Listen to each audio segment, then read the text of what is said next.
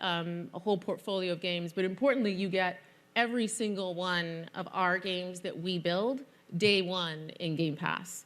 And the quality and the breadth of those games has only been going up over time, and you're going to see some more really big games going into Game Pass later this year. From Activision's portfolio? Across the whole slate. Across the whole slate. You're going to see some really amazing things.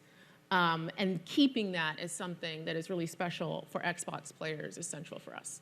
Welcome back, everybody. Bring you guys a new YouTube video today. And oh my, it's been a crazy 2 weeks from Escape from Tarkov, from the $250 Unheard Edition, from Helldivers 2, from almost destroying their own game, from Phil Spencer getting nuked in Fallout 76. I thought that was actually kind of funny. Before I start this, I do have a video talking about the Escape from Tarkov Unheard Edition and Microsoft shutting down Hi-Fi Rush, and also Arcane Studios was behind Redfall, and Hi-Fi Rush was one of the most popular games on the Xbox series, which is insane to me. And the studios behind mobile games like Mighty Doom. I will link those videos in the description of the video if you guys want to check this out before proceeding through this video. I think Redfall shouldn't ever been released in the first place. It was a complete garbage when it released. Phil Spencer himself made this call on Arcane Studios to get this game released soon as possible. So Ryan McCaffrey on Twitter, which is a executive editor for IGN, he recently spoke with 2 long-time Xbox employees, including their thoughts in this, as well as my own, trying to parse through this crazy week. And it's called Phil Spencer and the Battle of Xbox Soul. The article starts off, once a scrappy startup with a buttoned up institution, Xbox and its longtime leader are now struggling to resist buckling under the weight of being the very thing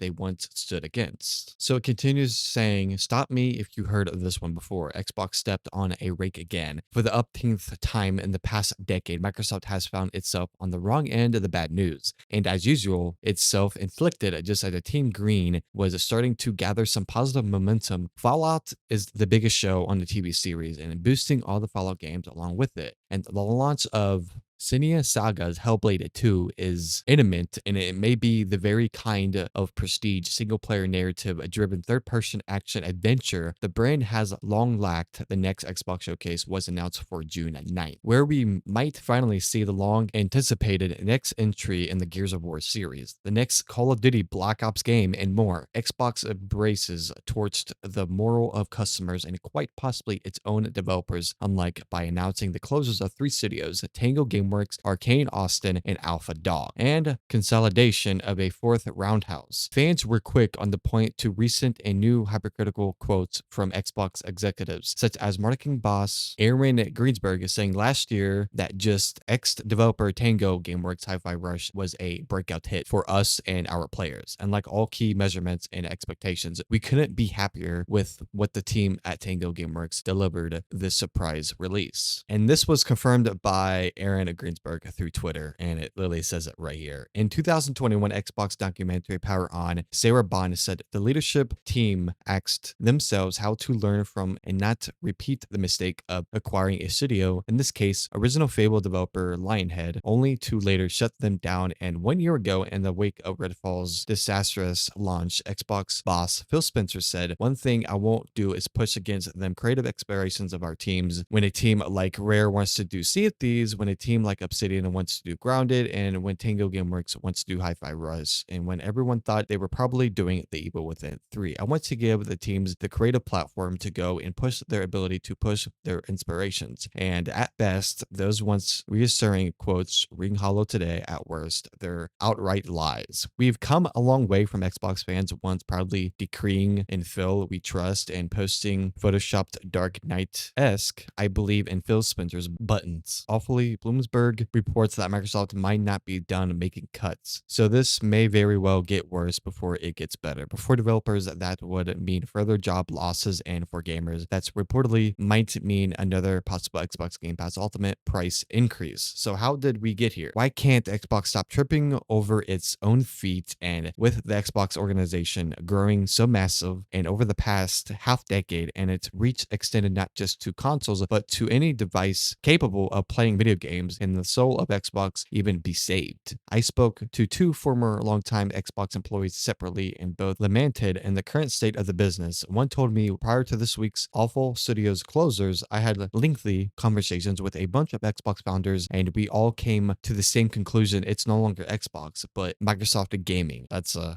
ouch. The other chatted with me on a link after the Bethesda bloodbath and believes Xbox is now too big to quickly or easily go its house in order. There is just too much service area. You have effectively three huge companies at play, and Microsoft never really finishes the integration with Bethesda. And Activision is like 3 times the size of Xbox was. They added Xbox 360 launch with a few hundred people. Last I heard, Xbox is now almost 30,000 people, and that growth that has led to this Xbox veteran's opinion, increased oversight and meddling from further up the Microsoft food chain. The reason this seems too inconsistent with previous Xbox leadership team statements is that these decisions probably aren't being made by Phil. This is all getting dictated by Microsoft CEO Satya Nadella and Microsoft CFO Amy Hood, and it all stems from the Activision acquisition. The long-tenured ex-Xboxer continued. The situation Xbox was in when they made this call was much different. They couldn't keep consoles in stock, making money hand over fist with Xbox Game Pass's growth. The Activision acquisition seemed like a no-brainer. Now, console sales are down. Post-COVID recession, Game Pass slowing them acquisition was more costly and time-consuming than anyone expected, and the focus on finding the FTC probably cost them time they wouldn't have spent thinking through the people in the studio. Implications. I 100% believe this is a board-level decision. Xbox was a huge profit center. Satya approved a huge merger. Now games are slowing and Microsoft stock is skyrocketing, and there is no way Satya is going to let Xbox drag it down. This is all my opinion, of course, but I'm fairly certain these are not decisions being made only by Xbox leadership. That's not being absolved Spencer for his role in all of us. Unlike the tone at dev wants someone to think of the multi-millionaire executive's response of former Xbox higher-up Mike Ibarra. He is, after all, the person in charge of the entire organization. The buck stops with him. The Bethesda and Activision Blizzard acquisition happened on his watch, as such as he is no more shielded from criticism from being, by most accounts, including my own, a nice guy than the startup professional athlete is for underperforming on the field/court despite regularly signing autographs for kids before games. But no matter who's to blame for the weight of Activision and Blizzard seemingly tipping Xbox scales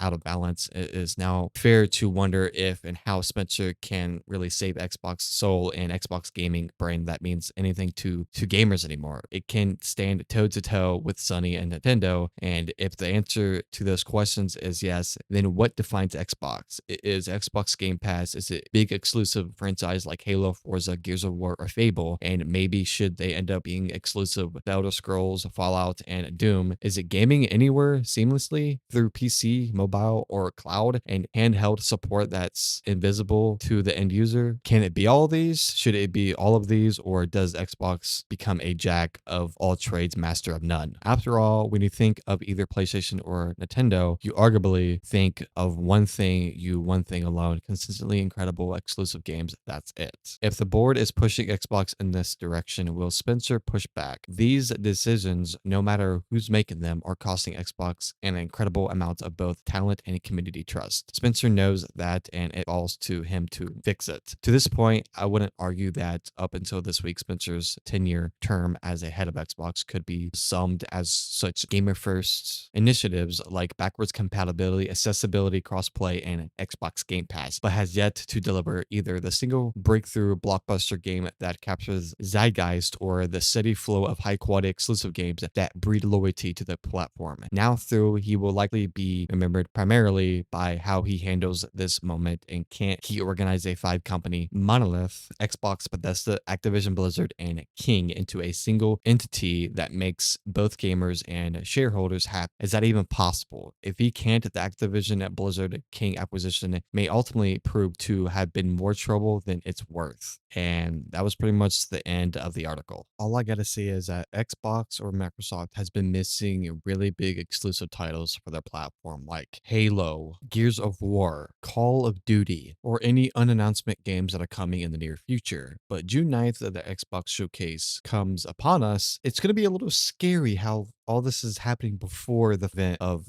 June 9th of the Xbox showcase, and it's kind of scary.